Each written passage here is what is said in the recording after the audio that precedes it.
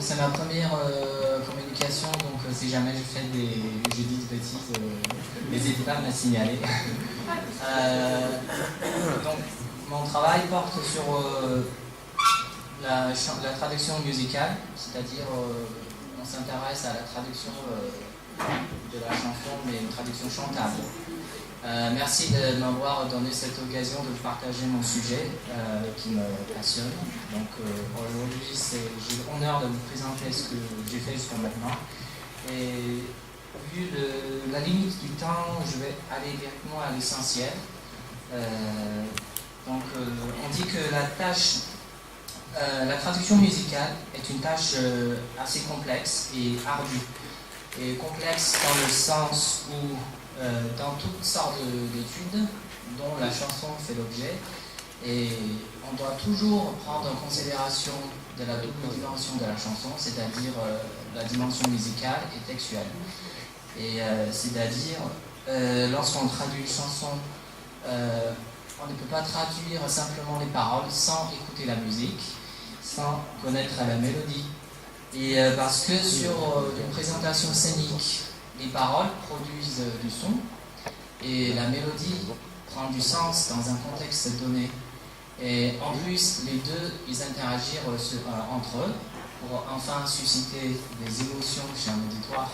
C'est pour ça qu'on écoute la chanson et c'est l'objectif. On dit aussi que la tâche de la traduction musicale est quelque chose d'ardu parce que dans la traduction musicale, nous rencontrons non seulement tous les problèmes de traduction en études traductologiques en général, mais nous rencontrons aussi d'autres contraintes qui sont posées en raison par la mélodie qui est préétablie. Évidemment, lorsqu'on traduit une chanson, on a déjà la musique qui a été déjà faite. Il faut qu'on essaye de produire un texte pour adapter à cette mélodie préétablie. Donc c'est pour ça qu'on dit que c'est une tâche à la fois complexe et ardue. Et nous allons... Excusez-moi. Donc nous allons regarder tout simplement aujourd'hui la dernière partie et traduire la chanson en adoptant.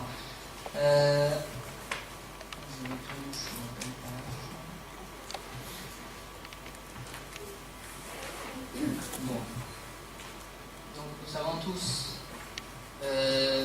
des grands chercheurs et grands traductologues, les citations vous connaissez par cœur, je suis sûr. Donc on dit que la traduction, lorsqu'on traduit quelque chose, on trahit. Cette imperfection à la traduction est encore plus présente dans la traduction de la chanson, parce que justement on a des contraintes mélodiques qui nous posent des problèmes lorsqu'on traduit une chanson. Parce que selon le Raphaël Burton, là j'ai mis en anglais mais j'ai fait une traduction en français, on traduit, on trahit, et parce que deux langues n'ont jamais la même phonologie, la même syntaxe, le même vocabulaire, la même littérature, la même prosodie. Il est donc impossible de recréer un texte, une chanson surtout, dans une langue à l'autre entièrement. Nous allons regarder à travers un exemple de traduction que j'ai faite sur une chanson chinoise. Je ne sais pas s'il y a des lecteurs de chinois ici, mais je ne pense pas. Donc j'ai mis en phonétique et en dessous, en rouge, j'ai fait une traduction presque mot à mot pour vous faire comprendre comment ça marche le système du chinois. Je voulais faire écouter le morceau, mais je vais essayer de trouver rapidement, juste 30 secondes.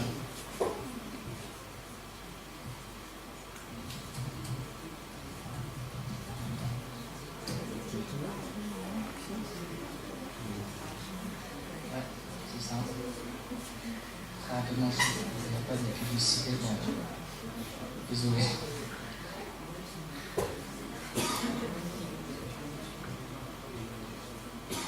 Pas de son.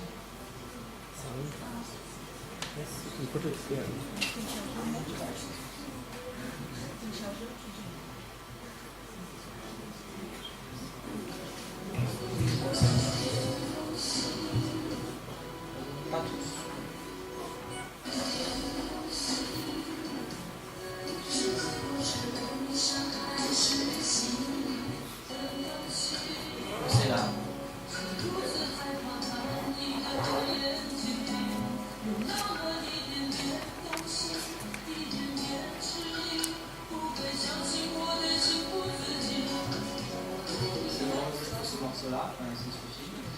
Et voici une traduction littérale, donc notamment, qui nous sert à comprendre mieux le texte.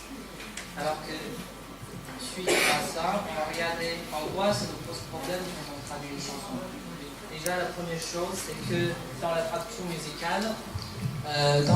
musicale, la définition du sens et de la fidélité doivent être relativisées. Parce que parfois même le traducteur a plusieurs choix au niveau du sémantique, mais il est obligé de trahir à cause de la mélodie préétablie. Voici une traduction de ce petit morceau que j'ai fait, mais une version chantable. Tout à l'heure je vais essayer de la chanter. Et vous pouvez regarder, donc j'ai un petit coup de foudre pour toi, pourtant j'ai peur que nos regards se croisent. Un vrai coup de foudre pour toi, sans savoir pourquoi, puis-je m'empêcher, je ne crois pas. Donc ici, vous voyez cet endroit-là que je soulignais. Donc ça c'est la mise en page en musique. Surtout la partie en vert que j'ai entourée, donc en chinois ça se dit yi dian dian zhi yi, donc ça se traduit littéralement un peu de hésitation. Alors que moi je préfère garder cette traduction sans savoir pourquoi, pour plusieurs raisons. Déjà la première chose, donc vous voyez tout de suite, c'est une question de rythme. Voilà les phrases que j'ai choisies. À la fin de chaque vers, on a le son de la voyelle A qui se rime entre eux. Sauf cette phrase, parce que si on avait choisi le verbe hésiter ou le substantif hésitation en français, qui est effectivement une équivalence totale presque du mot chinois le zhi yi. Et si on avait choisi ça, mais cette chanson n'aurait pas traduit de cette manière-là, parce que ça n'aurait pas produit un sens, une rime qui va avec les autres vers. Donc c'est pour ça finalement on a choisi ça sans rester fidèle sémantiquement à l'hésitation, pardon. Ça c'est la première chose, ça c'est la question de rime qui pose ces contraintes. Mais aussi, à part le problème de rime, on a aussi d'autres problèmes de questions qui nous concernent dans la traduction musicale. C'est-à-dire, première chose, le nombre des notes musicales. Vous voyez, donc en chinois c'est simple, donc chaque écriture, donc on appelle ça caractère, représente une syllabe.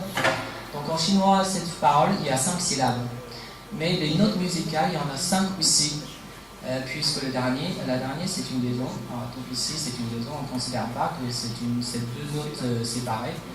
Alors que pour accueillir un nouveau texte traduit, il faut qu'on essaye de trouver notre phrase, déjà sémantiquement, qui colle à la phrase d'origine. Et au niveau sonore, il faut que ça se produise aussi un effet à peu près identique. En rimant avec les autres phrases qu'on a déjà proposées. Ici, on a 5 notes qui peuvent accueillir une nouvelle phrase, un nouveau texte, mais ça c'est en théorie. Mais en pratique, on pourrait même en faire 6, une phrase qui contient 6 syllabes, ou même 7 si on transforme légèrement la mélodie. Par exemple, si on pourrait couper cette liaison en 2 pour que ça devienne 2 notes, soit on transforme une noire en 2 croches.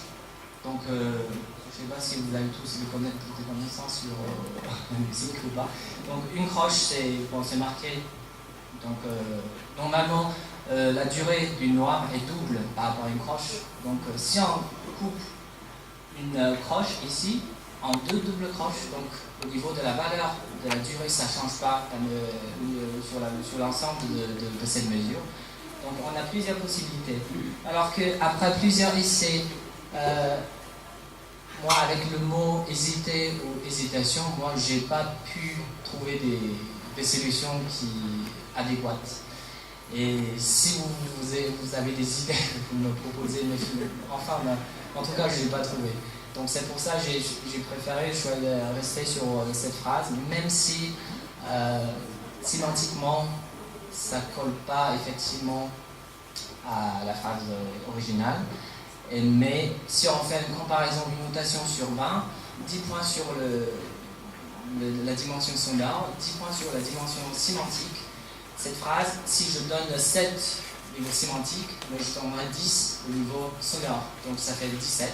Si on avait choisi une autre proposition, par exemple, si je change cette phrase, je remplace cette phrase par un peu d'hésitation, ça fait 6 syllabes, ça peut être accueilli dans cette mesure, mais au niveau de rime, moi je donnerais 5, même si au niveau sémantique, je donne 10, donc ça fait 15 au total, mais l'autre, ce que j'ai proposé, ça fait peut-être 17 ou 18. Donc, je vais essayer de la chanter un peu comme ça, vous pouvez sentir un peu la différence. Voilà, juste 3 phrases en français. C'est là.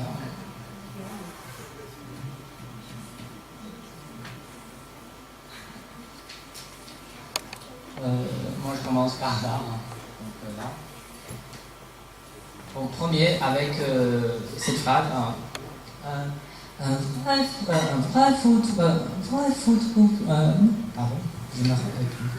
vrai petit coup de fou pour toi, sans savoir pourquoi, puis-je m'empêcher, je ne crois pas. Donc c'est la traduction que j'ai faite. Si on garde l'autre phrase, un vrai petit coup de foudre pour toi, un peu d'hésitation, puis-je m'empêcher, je ne crois pas. Donc, évidemment, sonorement, au niveau sonore, c'est moins joli. Au moins pour moi, c'est moins joli. Donc ça, c'est la première chose. Donc, deuxième chose, la contrainte mélodique. Ce qui nous pose des problèmes, c'est le rythme de la mélodie. Parce qu'à l'intérieur d'une mesure, on a des rythmes. Prenons l'exemple de notre chanson.